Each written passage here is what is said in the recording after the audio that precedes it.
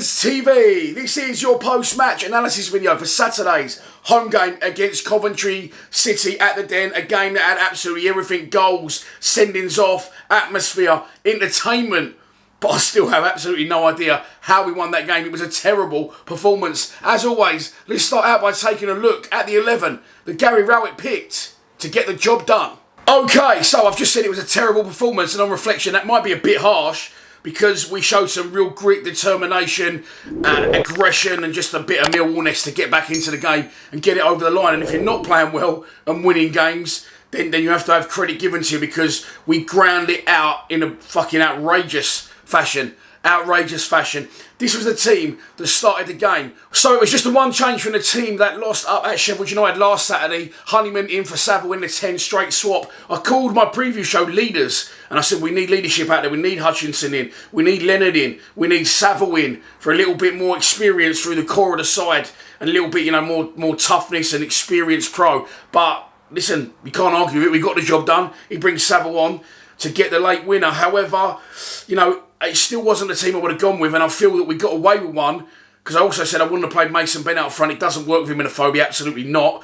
A phobia didn't help Bennett, because he just fell over every time the ball come to him in 90 minutes and he couldn't make anything stick. Not one of his greatest games. Not a lot of players' greatest games, but as I keep saying, we did get the W.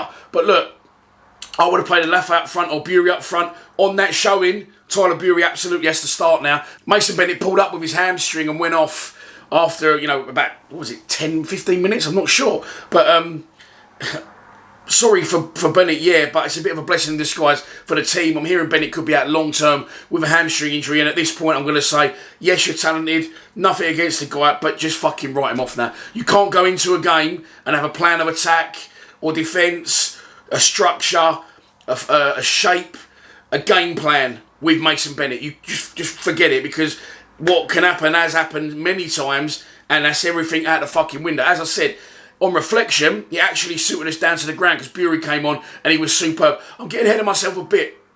Let's talk about the goals. So the first goal, again, I would have played Hutchinson. I would have took Creswell out. I did say that, and again, I still am saying that. You've got to get Creswell and Shackleton out the side. Yes, they've come with hype.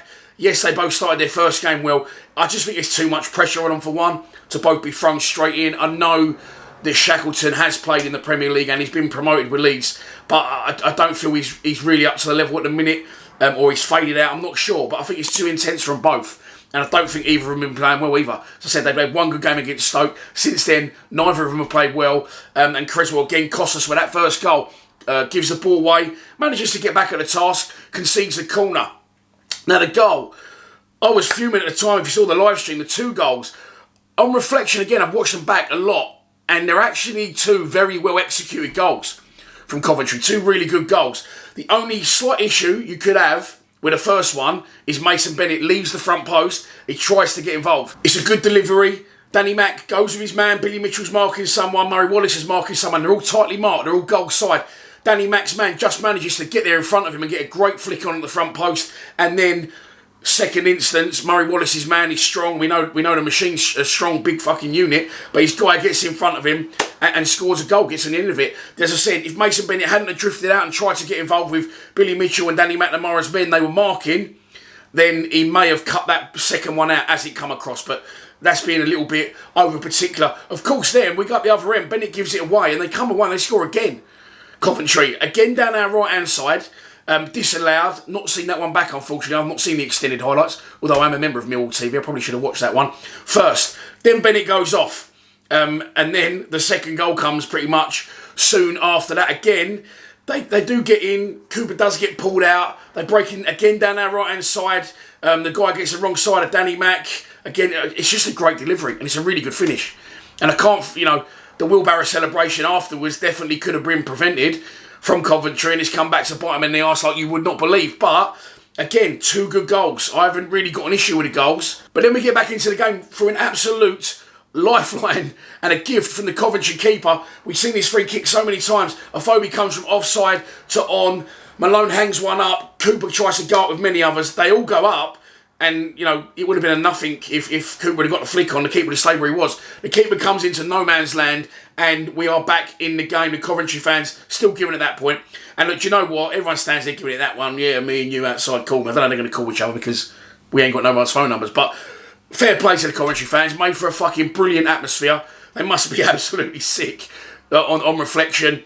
But to have that lower tier, we've got to try and get that as much as possible. We've got to let teams have that when they need it, and which will be most of the time in the Championship. Imagine the likes of Sunderland coming down. A team in that following. It made for a brilliant atmosphere. Such a better day. It was like a cauldron in there. It was toxic. It was vile, but it was brilliant at the same time. It was intense. It was intimidating. Even as a home fan, like, it was non-stop. I don't think I read any comments, hardly any, on the live stream because I was just so involved in this end-to-end game. So we get to half-time, 2-1 down, come out for the second half. I actually said I think he'll make changes at half-time because they was all poor, by the way. The majority of them were poor. Coventry had about 8 shots in the first half. I think Bolkowski tips one over, couple from distance, wide of the mark. We didn't deserve to be 2-1 down. We probably should have been 2-3-0 down at half-time. But it hasn't worked out that way. And was there a bit of luck involved? I'm not really sure there was. I can't really work out how we ground it out, but we did. We ground it out. Second half, Bury comes into his own. I think Shackleton really improved in the second half because I thought he was terrible first half. Murray Wallace improved in the second half because I thought he was terrible in the first half. Didn't stop giving the ball away. And we get the job done. Score 3 goals without our centre forward firing and only one recognised centre forward on the pitch. So, credit where credit's due, somewhere in there. I don't know if Rowett rolled them up at half-time. He must have said something that was much improved in the second half, end-to-end again, and eventually we get that equaliser. From where we were sitting, we was right behind it. It was destined for the top corner. It's an amazing save from their goalkeeper. Also rectified himself, by the way, in the first half of a good double save, not long after he let it go in. And he gets a touch on it, and it looks like it's going wide. And all of a sudden, Honeyman knocks it in. Couldn't really see what was going on. I thought Honeyman was, he hadn't pushed it wide and he knocked it back out. But actually, watching the replay, hits the post. It's a fucking brilliant finish from Honeyman to readjust his body the way that he makes it look really, really simple. It's not. It's a fucking great goal. It's a really good goal. And then, of course, Coventry have their man sent off. Gustavo Hamer, 2 bookings. Coventry fans not too happy about the sending off. It was a second yellow. And I'll tell you why, because Gustavo Hamer is the worst liar in the world. He absolutely gives the game away. Yes, there's a coming together, but he knows exactly what he's going to do. And as he goes down, he sort of holds his head, looks up at the ref, and then looks back down. Because he knew what was coming. He knew what he'd done. He sent off, and then can we go on and win the game? Well, fuck me, I hope so, because if you watch my preview, I said Coventry half-time, Millwall full-time. I wasn't expecting us to come back from 2 goals down, but we did. And there you go, I did back it at 33-1. Just a bit pissed off. I only put a tenner on it, but there you go. At this point, Leonard comes on, Saville comes on. Players, I said, should have started the game.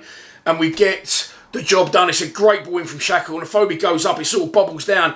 And Saville does really well, really composed, quick feet, out his feet, passes it into the corner beautifully. Although, if I'm a Coventry fan, I'm a little bit concerned how he's able to bring that ball down in the box, do a couple of little 1-2 out his feet, and then just pass it very simply into the corner. I've walked out of that ground having absolutely no idea how we won that game. Even in victory, we were shit. Even with a comeback, but you can't knock that comeback. You can't knock the team together. We looked dead and buried, and there was people booing at half-time, and I was like, fuck, we're going to get absolutely rolled 3 or 4-0 here. And the pressure's going to start turning up under route, but I don't know. As I said before in pre-season, I've just got this newfound confidence in Rowett. I don't know what it is.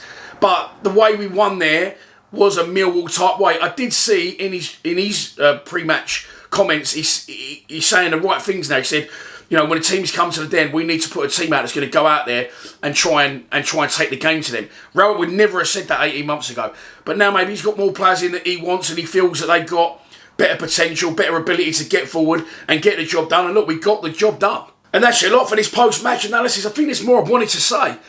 I didn't do the video yesterday because I lost my voice. I was out till 3 AM celebrating, then I was out all day yesterday enjoying myself. So, yeah, I thought there was more I wanted to say, but I can't remember it, so it's going to have to be that for this video. I was going to do a Monday club, but I still haven't decided if I'm going to Swansea tomorrow yet. I wasn't going to go. My operation, by the way, a bit of personal news, was supposed to be on Wednesday. Got a letter the other day saying they postponed it and I'll get a new date within 6 weeks.